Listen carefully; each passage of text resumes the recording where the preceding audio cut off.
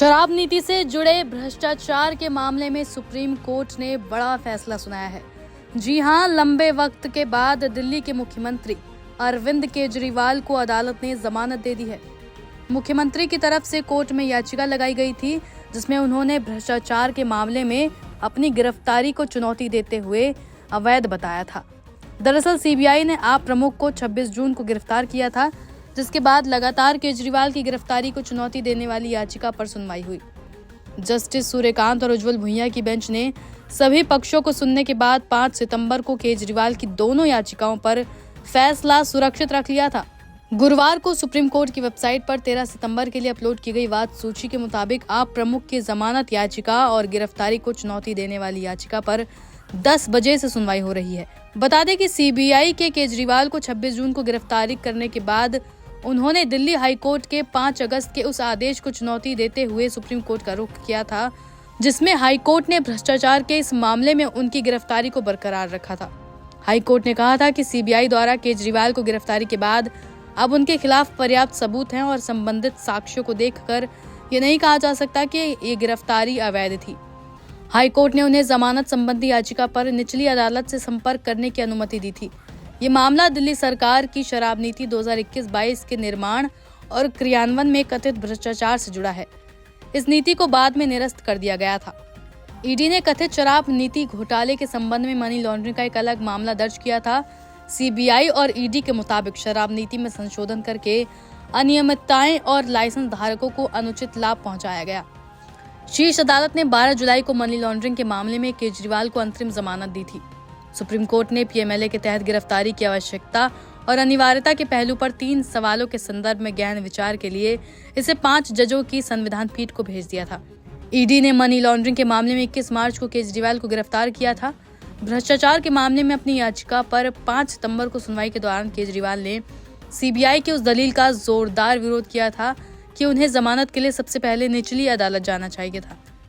CBI की ओर से पेश अतिरिक्त सॉलिसिटर जनरल एसवी राजू ने केजरीवाल की याचिकाओं के गुणदोष पर सवाल करते हुए सुप्रीम कोर्ट से अनुरोध किया था कि ईडी की गिरफ्तारी को चुनौती देने वाली याचिका के संबंध में शीर्ष अदालत को उन्हें निचली अदालत जाने के लिए कहना चाहिए। हालांकि अब सभी दलीलों को सुनकर लंबे समय के बाद सुप्रीम कोर्ट ने केजरीवाल के पक्ष में फैसला सुनाते हुए उन्हें जमानत दे दी है।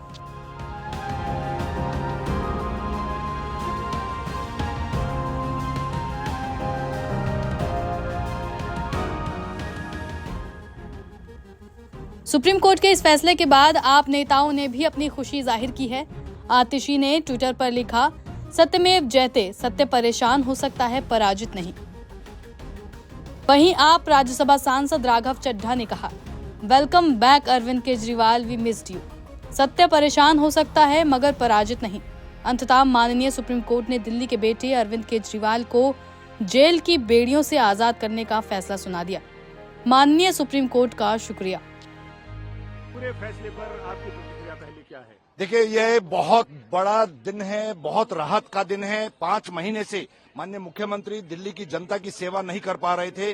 जिस तरीके से वो अरेस्ट होने की वजह से आज माननीय सर्वोच्च न्यायालय ने बेल ग्रांट कर दी है और अब अरविंद केजरीवाल जी शाम को बाहर आएंगे और दिल्ली की जनता की सेवा में पूरी तरीके से। जो गिरफ्तारी को लेकर दोनों जजेस के अपने अलग अलग पॉइंट ऑफ व्यू हैं। दोनों जजेस के अलग अलग व्यूज आए हैं। उसमें डिटेल ऑर्डर आने के बाद मैं उस पर कोई कमेंट करूंगा, लेकिन ये बात तय है कि बेल ग्रांट हो गई है। अरेस्ट पे दोनों जजेस के अलग अलग व्यूज आए। ऐसे में क्या वो दफ्तर अटेंड कर पाएंगे? क्योंकि ये कहा जा रहा है, एक्सपर्ट्स कह रहे हैं कि वो दफ्तर, सीएम दफ्तर में नहीं जा पाएंगे अभी, जब तक क्लीन चिट पूरी नहीं मिल जाती है। नहीं, ऐसी कोई कंडीशन नहीं है। माननीय मुख्यमंत्री अपनी तरफ से पूरी तरीके से मुख्यमंत्री पद को निभा पाएंगे।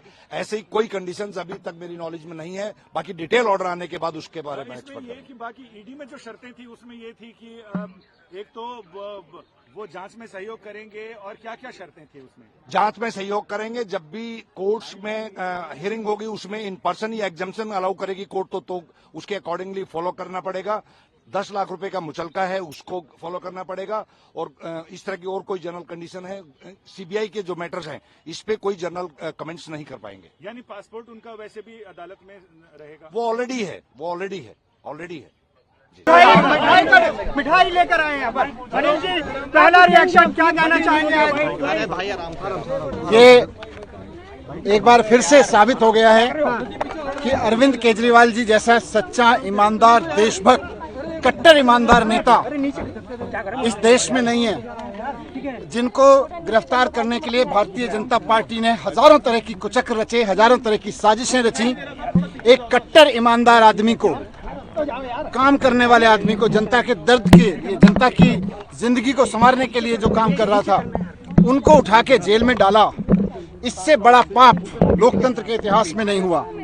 आज ऑनरेबल सुप्रीम कोर्ट को हम नमन करते हैं, उनको सलाम करते हैं, उनका धन्यवाद करते हैं। हम इस देश के संविधान का धन्यवाद करते हैं, बाबा साहब का धन्यवाद करते हैं, जिनके बदौलत आज सच्चाई की जीत हुई है। और ये खाली सच्चाई की जीत की बात नहीं है, झूठ भी एक्सपोज हुआ है। जिस तरह से आज ऑनरेबल सुप्रीम कोर्ट में ऑब्जर्वेशन दी गई, कहा गया कि केजरीवाल जी को ईडी की रिहाई से रोकने के लिए सीबीआई का पूरा गिरफ्तारी का मामला रचा गया।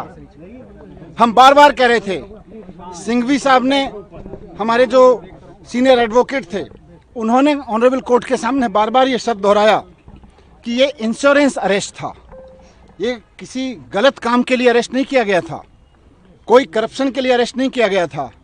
भारतीय जनता पार्टी चुनाव में नहीं जीत पाती, पार्टी को नहीं तोड़ पाती, तो एक इंश्योरेंस अरेस्ट किया गया कि इस आदमी को जेल में डाल दो तो इनकी पार्टी टूट जाएगी, इनकी सरकारें ध्वस्त हो जाएंगी। लेकिन मैं बाबा साहब को और संविधान को याद करते हुए, धन्यवाद करते हुए, ऑनरेबल सुप्रीम कोर्ट को धन्यवाद करते हुए, सिंघवी साहब का धन्यवाद करते हुए, आम आदमी पार्टी के एक एक कार्यकर्ता, एक एक लीडर, पार्षद, एमएलए, एमपी, सबको भी बधाई देना चाहता हूं, धन्यवाद देना चाहता हूं कि ऐसे संकट के समय में जब भारतीय जनता पार्टी अपनी पूरी ताकत के साथ, अपने पूरे कुचक्रों के साथ उनको कुचलने की कोशिश कर रही थी, वो टूटे नहीं, हटे नहीं, झुके नहीं, सच्चाई के साथ लड़े रहे। सच्चाई की जीत हुई है, हम बहुत खुश हैं। आने वाले समय में इससे और सच्चाई के लिए लड़ने वालों को ताकत मिलेगी। बात सिर्फ केजरीवाल जी की नहीं है, जो भी आदमी सच्चाई के लिए लड़ रहा है उसको ताकत मिलेगी। ये हमारे सबके लिए बहुत भावुक पल है। हमारे बड़े भाई, हमारे मित्र, हमारे गुरु केजरीवाल जी, जिनको इस तरह से अंदर डाला गया जेल में, सबके लिए बहुत दुखद क्षण था।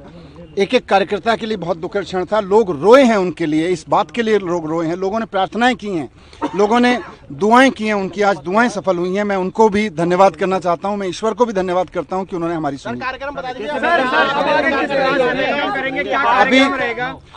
अभी पूरी लीगल प्रोसेस होगी। ऑनरेबल सुप्रीम कोर्ट के आदेश के अनुसार जिस तरह का लीगल बॉन्ड वगैरह है, उसके बाद में वहां से एक बार सारी फॉर्मेलिटीज पूरी होने के बाद में हमारे वकील जैसे हमें निर्देशित करेंगे। फिलहाल हम अभी सभी मित्र लोग, सभी पार्टी के लोग, कुछ लोग मेरे साथ में, हम लोग साथ में थे। अभी हम केजरीवाल जी के घर जाएंगे, उनकी माताजी, जो हम सबकी माताजी हैं, आदरणीय हैं, उनके आशीर्वाद लेंगे, पिताजी का आशीर्वाद लेंगे, भाभी जी के साथ मिलेंगे। अभी हम वहाँ जा रहे हैं। निश्चित रूप से न सिर्फ पार्टी के लिए बल्कि पूरे देश के लिए, हर उस व्यक्ति के लिए जो प्रजातंत्र पर भरोसा करता है और इंडियन जुडिशरी पे भरोसा करता है, मुझे लगता है कि सत्य की जीत हुई है और आगे भी सत्य की जीत होती रहेगी। कोर्ट ने जो भी निर्णय लिए हैं वो उसका स्वागत करते हैं और पूरा देश स्वागत करती है। हमारे देश के लिए ये बहुत इम्पोर्टेंट है कि जुडिशरी जिस तरीके से ऑर्डर्स दे रही है वो देश की जनता के अंदर एक विश्वास पैदा करे।